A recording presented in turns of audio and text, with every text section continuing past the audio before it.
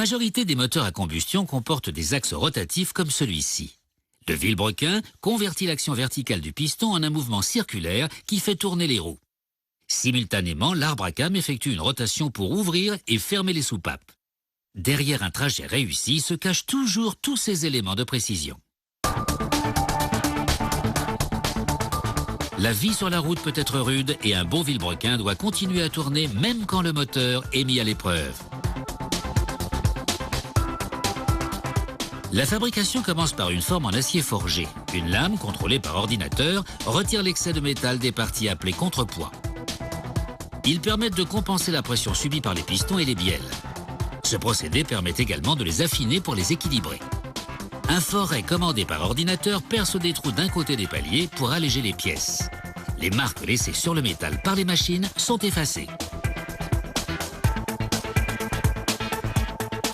On ponce ensuite le vilebrequin tout entier. Il doit être complètement lisse pour fonctionner sans accroc.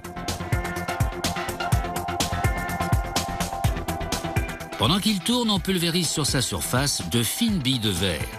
Elles vont permettre d'arrondir les angles et de donner au vilebrequin un aspect uniforme.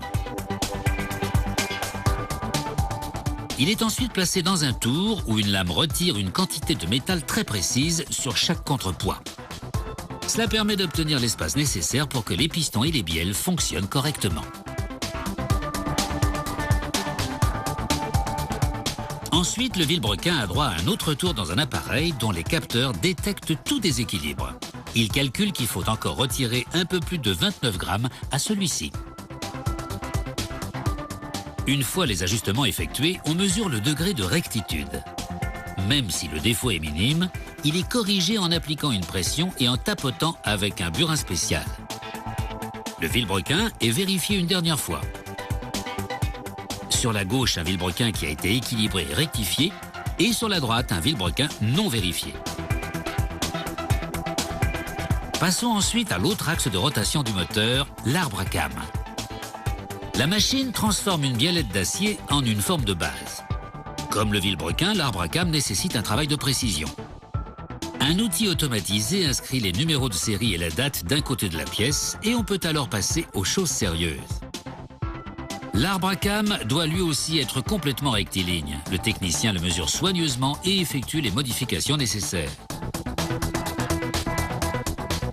Il choisit ensuite le gabarit d'un lobe d'arbre à cames et le place dans une ponceuse. Le gabarit fournit le motif copié par la ponceuse. Une fois que tout est en place, la ponceuse est mise en marche. Elle façonne l'arbre à cames pendant qu'il tourne d'avant en arrière dans la machine. La roue de ponçage se déplace le long de l'arbre à cames pour façonner les 16 lobes selon exactement les mêmes contours que ceux du gabarit. Voilà à quoi ressemble un arbre à cames avant ponçage et après ponçage. Une sonde à commande numérique mesure le profil de chaque lobe pour s'assurer qu'ils ont les mêmes dimensions et le même levage. Au poste suivant, l'arbre à cames tourne pour pouvoir recouvrir les paliers de portée d'une teinture bleue. La teinture protège les paliers pendant que le reste de la pièce est parkérisé.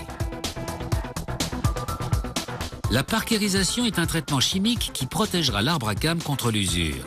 Le traitement commence par un léger rinçage. Les pièces sont ensuite plongées dans un bain d'acide phosphoreux qui ronge le métal à l'échelle microscopique, pendant que les autres produits chimiques présents dans le bain ajoutent une fine couche de graphite. Les résidus sont ensuite rincés. Une fois l'arbre à cames séché, les paliers de portée sont polis. Cela permet de retirer la teinture bleue et de lustrer le métal. L'arbre à cames est essuyé avec un chiffon sec.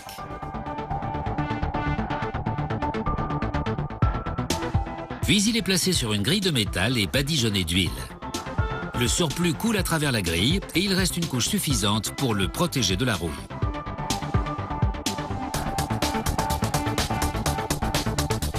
Une fois emballé, l'arbre à cames est expédié vers un garage ou une usine automobile où il jouera son rôle pour faire tourner les roues.